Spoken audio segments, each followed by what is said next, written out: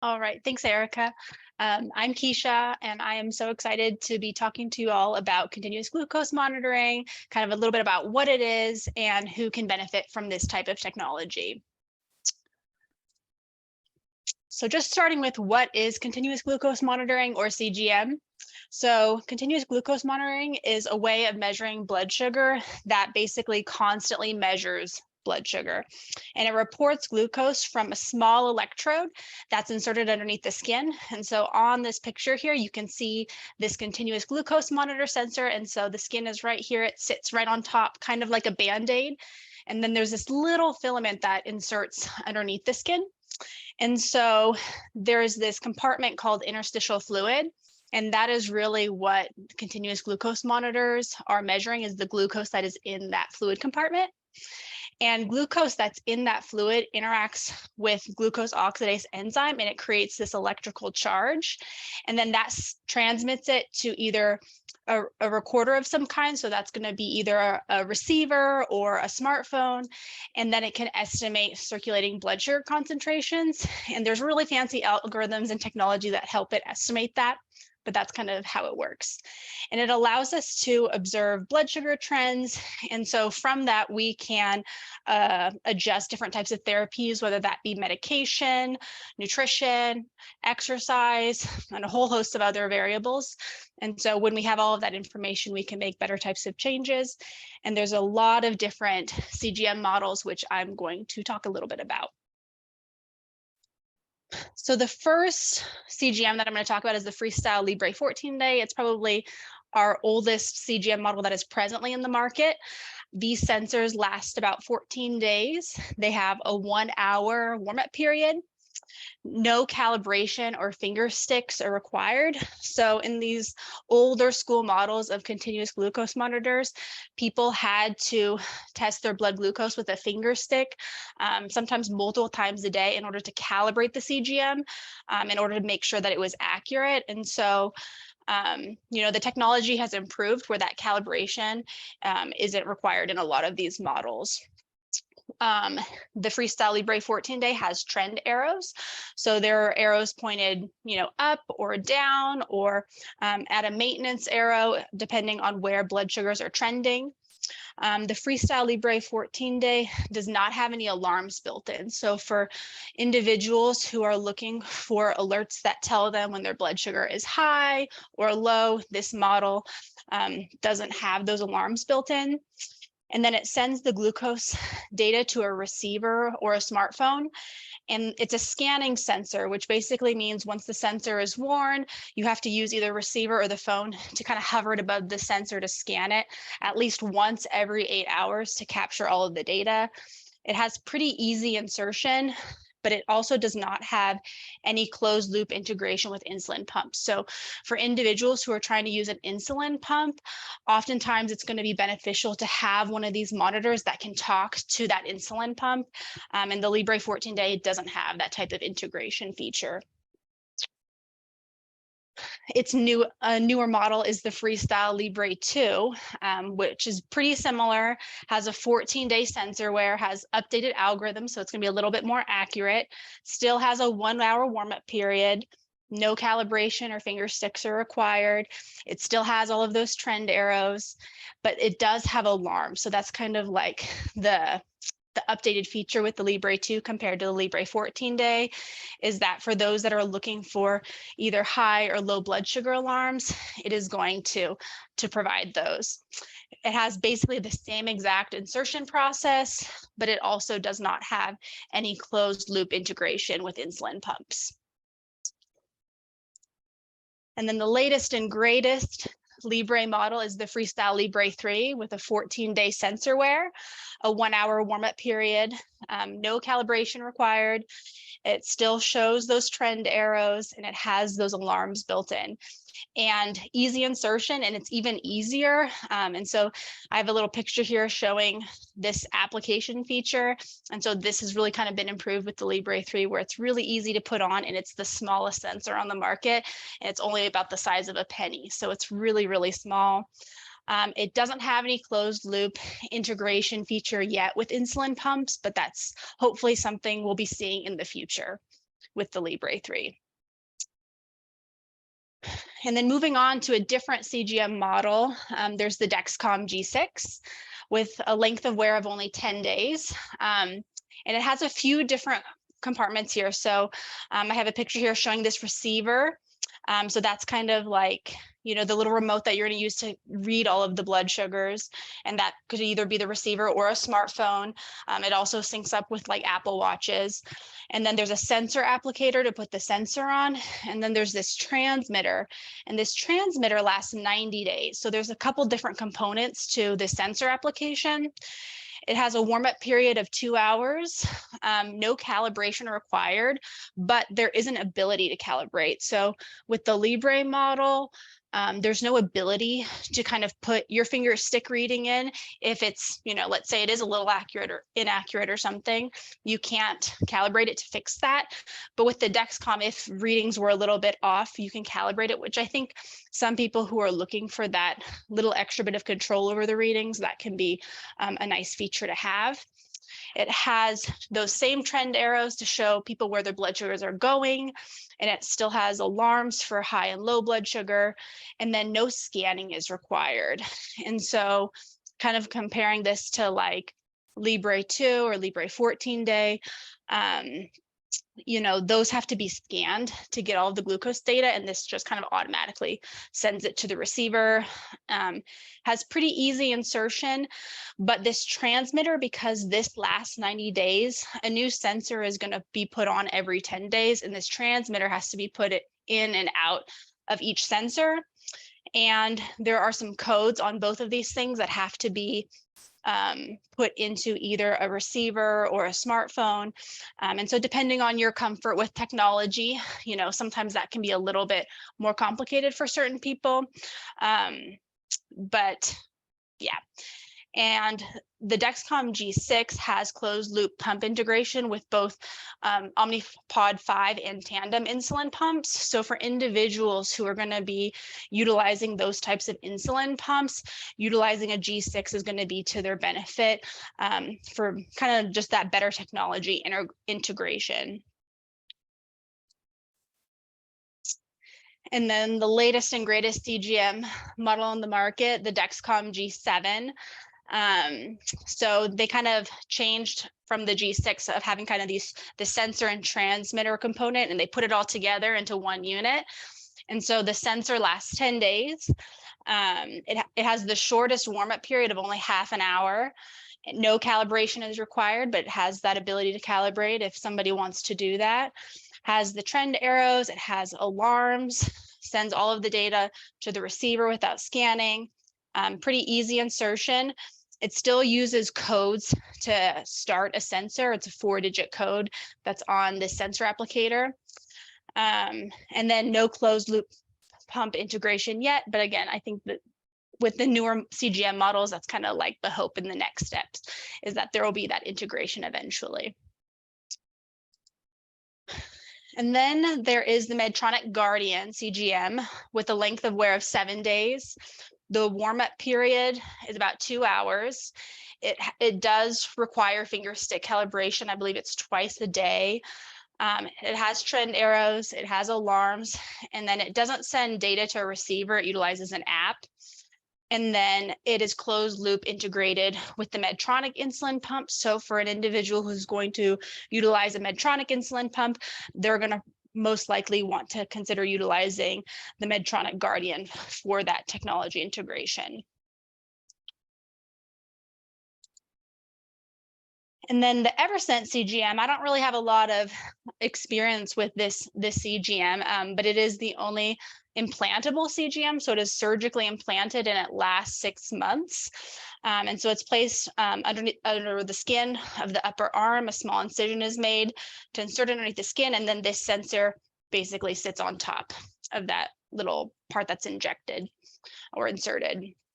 So kind of an interesting CGM. So who can benefit from CGM? So individuals with diabetes, specifically type 1 diabetes or type 2 diabetes. And if individuals are taking insulin, those are kind of who we're looking for to try and get people on CGM. But really any kind of diabetes, oftentimes people can benefit, not just type 1 or type 2. Any individuals who are experiencing frequent or prolonged hypoglycemia, which is low blood sugar, anyone who's having elevated blood sugars above target. And so the A1C is basically a percentage of how much sugar that gets stuck to your red blood cells in your bloodstream. And the life of red blood cell is about 120 days or about 3 months. And so it's kind of like our long-term diabetes lab to kind of check in to see where things are going. And so for those that have an A1C above target, that could be an indication to consider CGM. Individuals who are either on insulin pump therapy or considering insulin pump therapy, those people will likely benefit from CGM. Individuals who like technology, for people who really don't like technology, CGM can kind of, not be everyone's cup of tea. And athletes can also benefit from CGM, especially athletes with diabetes. So CGM for those without diabetes. So there's several companies out there that exist to sell CGM to people who don't have diabetes. And these companies can make kind of a lot of money off of people, convincing healthy people to monitor their blood sugar. And there isn't a ton of evidence right now that shows benefit of monitoring blood sugar if you do not have diabetes. However, some studies have shown that it might increase motivation and help people with lifestyle changes, because when you have one of these monitors, that can provide feedback, and that feedback can be, I think, valuable where people have information in real time to make these micro adjustments in their day-to-day, which can yield, positive health outcomes. It may also be helpful in earlier detection of prediabetes. So, if somebody without diabetes is using this sensor, we might be able to detect prediabetes sooner. And so it also might give some kind of illusion over control. When people have a lot of information, sometimes that makes us feel like we have greater control over things. But, knowledge that is inaccurate may not be the most helpful thing, and it may also be harmful.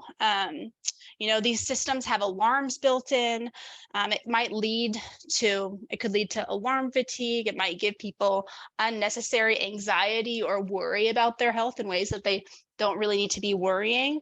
It might lead to extra calls or visits to the doctor, or just not quite appropriate intervention. And so those might be things to consider for people that don't have diabetes.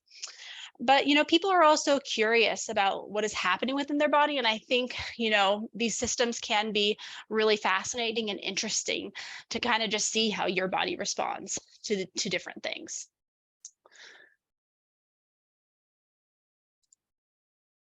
So this was a little diagram that I found in an article that I was reading, talking about CGM and its different indications for different people.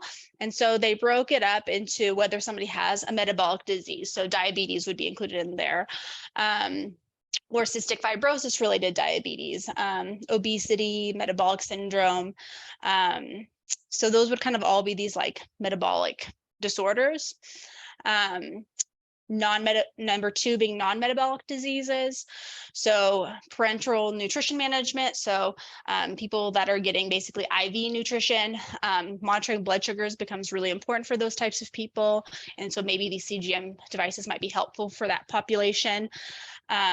When people are taking steroids are a medication that can really elevate blood sugars. And so, patients that are going through cancer treatment, sometimes things can happen to people's blood sugars, and having a CGM can be helpful to monitor those things. Hypoglycemia in infants, of mothers with diabetes, or premature infants. So, there's a whole host of things under that category. And then The third category being health and wellness. So this is kind of like your average healthy person who just wants to have, this health information.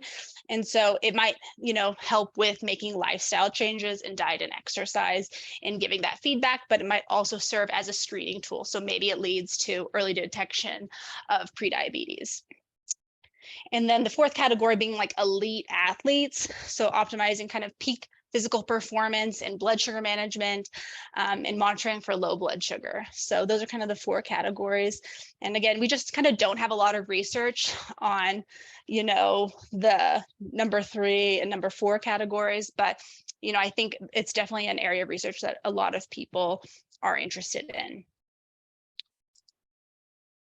So when and where can people get a CGM? So people without diabetes, like I mentioned, there's a lot of companies out there that individuals you pay out of pocket for. So, some of them are using some of these CGM models that I have already discussed, and then some of them might be using something entirely different. And some of those devices may or may not be FDA regulated.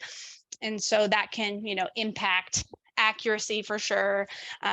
So, a lot to think about with these different companies with the CGMs that they're using as well. For people with diabetes, a lot of it is just going to come down to kind of insurance coverage, and insurance coverage has different types of requirements. And so if somebody has diabetes, all they need is a prescription sent to their pharmacy if they wanted to self-pay for one. And so I broke it up into some by insurance, so commercial insurance, Medicare or Medicaid, and these are very kind of general coverage requirements.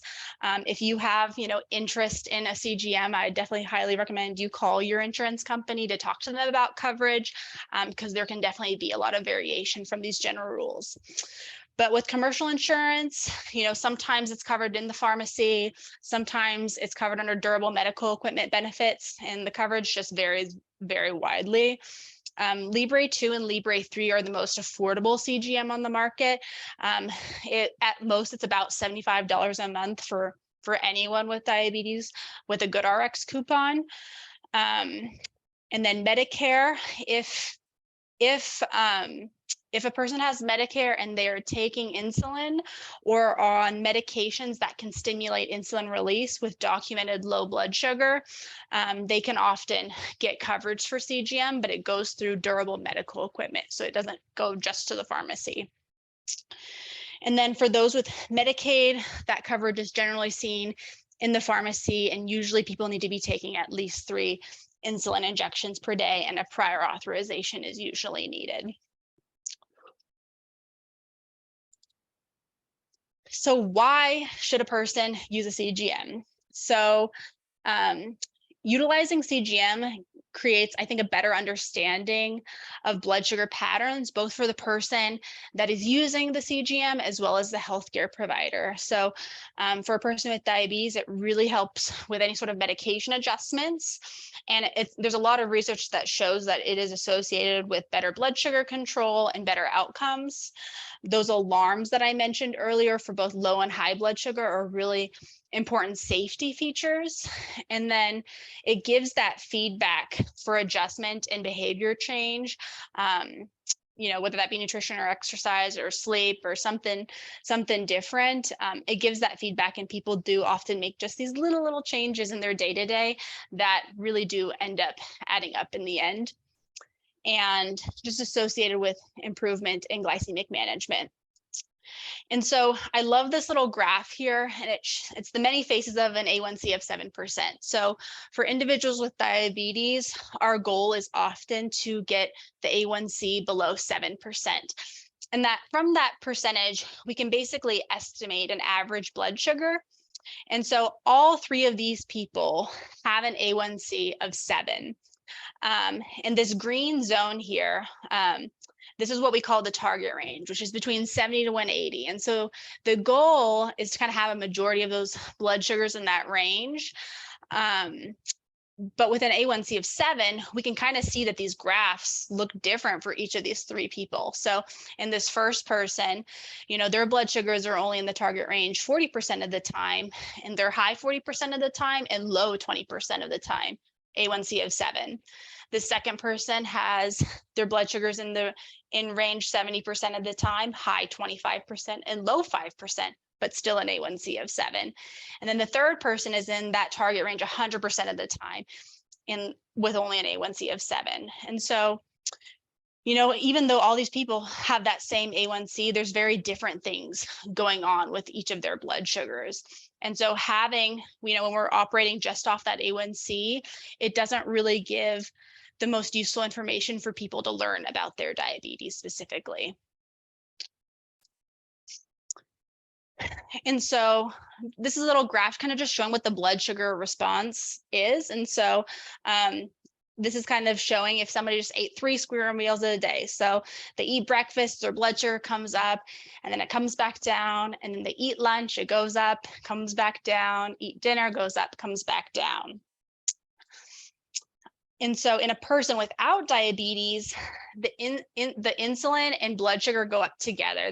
And that helps keep blood sugars in a normal range. So the blood glucose and the insulin are in sync with one another, which is why, using a CGM for someone without diabetes may not always be useful information too, is that the body produces insulin if you don't have diabetes. So even though your blood sugars go up, your body's got you, it's taken care of it. And so it might cause unnecessary worry. And what happens in diabetes is that, the blood glucose ends up being elevated when that insulin production doesn't meet the insulin demand, and a variety of other systems too, but this is, one of the things that we're looking at. I love this handout. So it's 42 factors that affect blood sugar. It's from a website called Diatribe. And it was created by an individual with diabetes. And, it's not even a comprehensive list. There are hundreds of things that influence blood sugar. But I think I really like this handout because it just shows the complexity of diabetes and blood sugar management. And so it's broken up by food, medication, activity, biology, environment, and behavior. And the arrows on this diagram show whether that variable is going to increase blood sugar, maintain it, or reduce it. And if the arrow is pointed in multiple directions, it kind of just shows it depends on how you apply the variable. So for example, carbohydrate type, if somebody consumed a more complex carbohydrate like a whole grain bread or brown rice, those are more complex carbohydrates. And so that might help maintain somebody's blood sugar.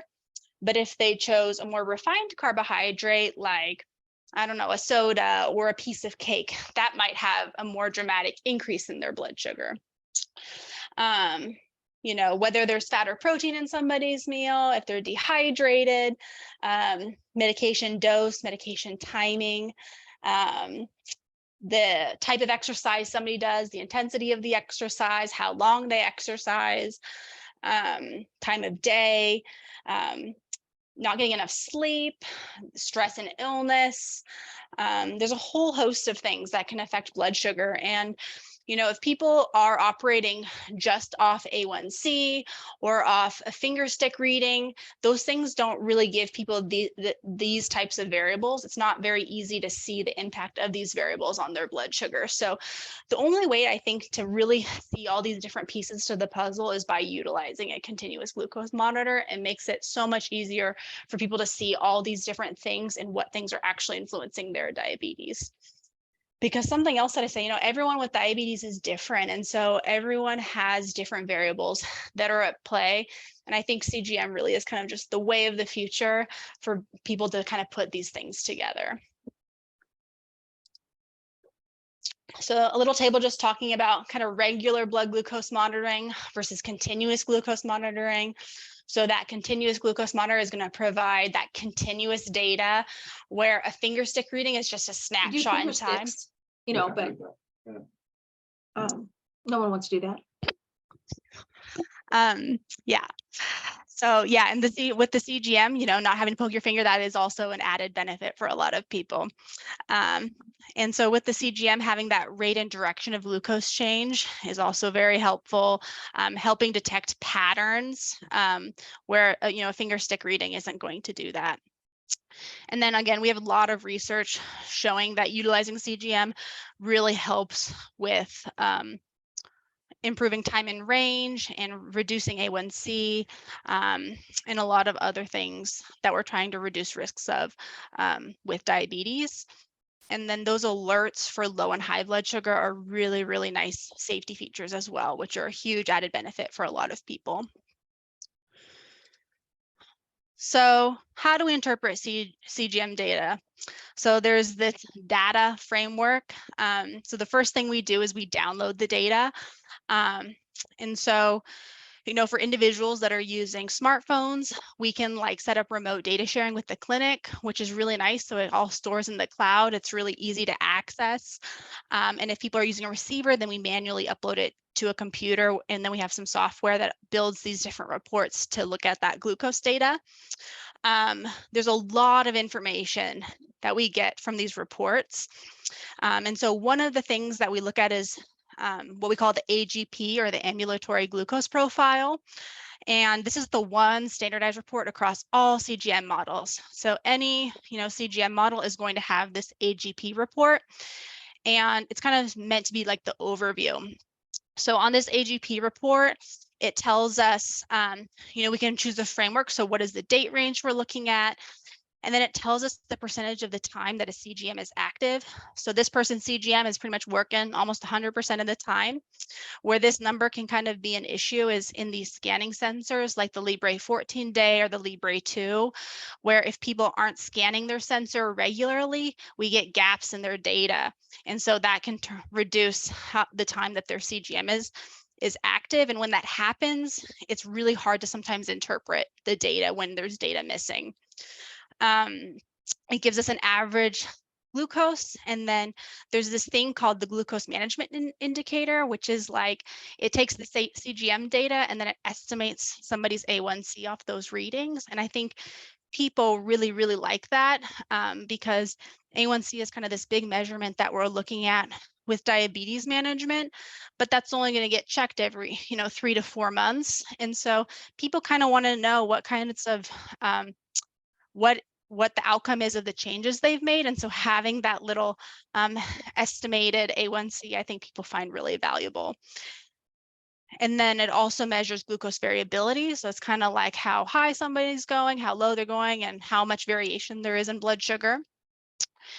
And then one of the things that we're looking at is this thing called time in range. And this is really kind of seen to be like a parallel to A1C. So that target range between 70 to 180, the goal for somebody with diabetes is to be in that target range at least 70% of the time. And then this high range, we want that to be less than 25%, the very high range less than 5%, the low less than 4%, and very low less than 1%. And if people are kind of in those ranges, that's going to correspond with that A1C of less than 7. But like I talked about before in that little 3-person graph, a lot of people can have an A1C of 7, but have very different time in range. And so, this AGP is often a great kind of overview report that we review. And then we're always going to look at safety. So, the low and the high blood sugars, and then kind of talking about whatever those causes might be and coming up with some solutions. The gentleman who wrote that 42 factors handout that I showed, he has a book called Landmines and Bright Spots. And that's what he uses to describe how to interpret CGM. Is we're looking for the landmines and the bright spots. So the landmines are kind of like, the things that we're concerned about, the things that we want to fix. But then the bright spots are those things that are going well. And what can we repeat? How can we learn from all those things that are going really well and come up with opportunities to keep replicating that? And so that's kind of what that area is to improve is. And then we come up with an action plan. So, we work together to try and come up with solutions for kind of where we go forward. And so this is our diabetes education team. So we have Vanya, Riley, and Caitlin. And so we have a whole team of people. If you are interested in CGM or have lots of questions and are looking for more individualized, advice, we are here to help support you. We can help you in a variety of different ways. We can teach people about diabetes and just how to manage a chronic disease, how to adopt healthy eating and exercise habits, accessing medication and talking about any concerns about medication. We can talk about problem solving and stress management skills and just how to interpret those blood glucose readings and patterns. And we can help with accessing and utilizing diabetes technology, including CGM and insulin pumps. And so if you have diabetes, you can ask your primary care doctor for referral to diabetes self-management, and it is a covered benefit by Medicare and most health plans as long it is provided by an accredited program, which we are. And so we're happy to answer any questions about that. And I will take any questions. All right. Awesome. Thanks, Keisha. That's so helpful and such great information. I've got 2 questions here for you. And if anyone else has any more questions that they can think of as we go along, feel free to put them in the Q&A or in the chat. But a couple questions here for you, Keisha. Someone is asking, would you recommend a CGM for someone with PCOS? Yeah, I think, with PCOS and kind of having that insulin resistance component, an individual might find it helpful. But, I think, with the technology, I find that has to kind of be like this individual, conversation with the person to see how, that technology may or may not benefit them individually. Great, thank you. And then we've got one more here as well. Do you need a prescription to buy a CGM, they're asking? For the ones that I have listed, yes, you do. The ones that I've talked about. There are others out on the market that are not FDA approved that people sell online, and I can't really speak to those. But those things, if you look on Amazon, there's stuff on there, but yeah, how accurate or valid or reliable those systems are is kind of, questionable. Yeah, absolutely. Mm-hmm. And then how about Medicare? Will Medicare help with payment of pre-diabetes? No, for even with people with diabetes, like oftentimes they are going to need to be taking insulin in order to get coverage for this device. I sure hope to see that change in the future, because I definitely think people with prediabetes can benefit from this technology too. But we don't have quite the evidence there, and yeah, not the insurance coverage yet, unfortunately. Karen, the only thing I'll add with that, with your question about prediabetes, is we do offer classes for prediabetes. It's our Prevent T2 program, and Medicare is an option for coverage for that. So maybe not for the CGM, but there might be some other options there for you as well. And then Rose is asking, which one there that you had talked about, Keisha, would you recommend? Yeah, so I think with all the CGM models, it's really an individualized discussion. It just depends on kind of what is going on with somebody's diabetes management, and there's different pros and cons to each CGM, system. But if somebody wants a further conversation, we'd recommend they come see a diabetes educator, and we could help them choose the right one. Can you actually go back to the slide before where you're talking about the diabetes education team? Yes, there was a question here asking about that referral. They said, was that ask referral to the diabetes self-management team? So yes, and Keisha, you can talk. Can you explain a little bit more, I guess, how this referral process works? It looks like there's a question. Yeah. If you have a Providence primary care doctor, you can just ask them to send the referral, and that's all done electronically. And we do have a paper form if you are a non-Providence person that we could provide to you and send it over to you that you could bring to your doctor. We can also include that in the email that we send you all that has a recording of this. We can also include that referral as well to give that easy access. That's something you can provide to your provider. A couple more questions here, Keisha, for you. Is the only benefit of the G7 over the G6 the 30-minute warm-up time? Are there other differences that they did? Yeah, I think, well, I think 30-minute warm-up time is nice. I think it's an easier application system. For individuals with any sort of like dexterity issue, the G6 can be a little difficult to get that transmitter in and out. So I think the G7 is a lot simpler for application. And for those that are less inclined to choose the most complex technology, the G7 is a little easier on the technology end too. And, with each kind of iteration of a newer CGM model, their algorithms get more accurate. So I think each newest system is usually a little better than the last.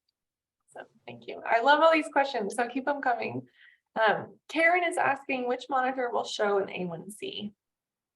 So no monitor will show an actual A1C, but they will all show that glucose management indicator, the GMI, which is like your estimated A1C off those glucose readings. Bart is asking if you know of what will Medicare consider for people with type 2 diabetes but without insulin? So if, somebody has it depends on your plan, so sometimes if somebody has a Medicare Advantage plan, sometimes there can be a little bit of coverage. But sometimes people do choose to just self-pay for these sensors because, the information can be so valuable. And so in that case, I usually recommend the Freestyle Libre model and just getting it through the pharmacy at that $75 a month is kind of the cheapest price point if you wanted to self-pay for it. Otherwise, you can talk to your individual Medicare plan, but oftentimes they don't cover it unless you're taking insulin. And then Lisa is asking, will we be sent a copy of these slides? We are recording this and we will be sending you a recording of this whole presentation so you'll have access to all of this awesome information that Keisha has been sending you. And then Courtney is asking, what about pediatric patients? Can you talk a little bit about if they can be referred to diabetes self-management education, what that looks like? Oh, yeah. So I think, in our Providence system, most pediatric patients go to pediatric endocrinology. I don't know what their referral process looks like. So, and I don't know exactly what coverage looks like for CGM either for pediatrics. So unfortunately, I don't have the full answer to that question. A problem. Someone else is asking about the accuracy of the GMI reading on a Libre 3 CGM to the actual A1C reading. Yeah, I think that like in theory, it should be pretty accurate. There's this measurement called it's the MARD, or the mean absolute relative difference, which is something all these CGM models kind of put out where like, this is what our MARD is. And ideally like your MARD is kind of as low as possible, which is basically a comparison between our like standard measurement in the CGM, which would be like our finger stick or whatever, or like even your glucose from a lab draw. But they should, all of these companies will say, that should be pretty good, and that especially with the Libre 3, that it should be fairly accurate. There are a lot of things that can affect CGM accuracy. There are different medications that can impact, blood sugar and the accuracy of the CGM. And also something I didn't talk about is these sensors. If you put too much pressure on them, it can cause what we call compression lows, where it bends that little filament underneath the skin and it can cause false low blood sugar readings. And then that can lead to some discrepancies. So there's a lot of things that can affect the accuracy, but they should be pretty accurate. Great. Thank you for answering all this. We've got one more here for you. Rose is asking a clarifying question. Which Freestyle were you talking about that was specifically $75 a month? So both Libre 2 and Libre 3 are both capped at that $75 a month. My thoughts are that, if you're going to self-pay for it, I'd go for the Libre 3 because it is definitely a little sleeker model. It doesn't have to scan, so that scanning can be kind of annoying for some people. So the Libre 3 and Libre 2 being at the same price point, Libre 3 is a better model. It's the most up-to-date one. Awesome. Thank you, Keisha. That's all the questions that I think I'm seeing here, unless I'm missing one, someone can call me out. But I think that's everything on here. So thank you so much. That's super helpful. Great information that you're sharing with all of us. Again, as I mentioned, we will be sending out an email in the next few weeks that will have a link to watch this recording. And then we'll have any information that Keisha wants us to share, that referral as well, we'll include in that email. But if you have any questions between now and then, you can please email us. Our email is just wellness.wa@providence.org. Or if you have questions about our diabetes education team, any of that, please let us know. But otherwise, that's it for today. We can hang on for a few minutes if there's any other questions, but otherwise, have a great rest of your day. Great rest of your Tuesday.